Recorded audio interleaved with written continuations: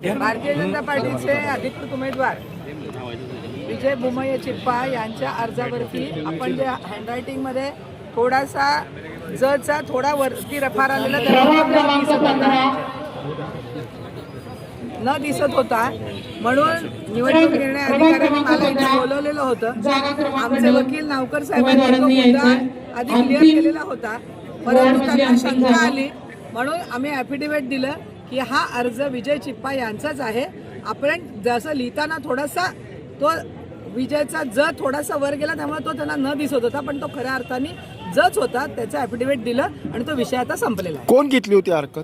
विरोधक असतात, शिवसेना आहे यांनी हरकत घेतलेली होती, त्यांचं ते काम आहे ते घेतात, परंतु आमचा भारतीय जनता पार्टीचा अधिकृत उमेदवार विजय चिप्पा हाच आहे।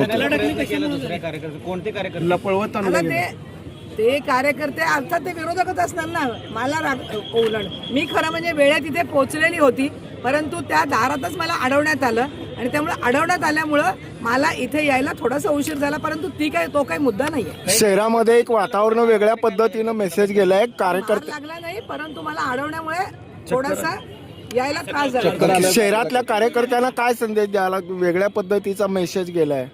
तसं काही झालेलं नाही। शहरातल्या कार्यकर्त्यांनी आपला संयम राखावा।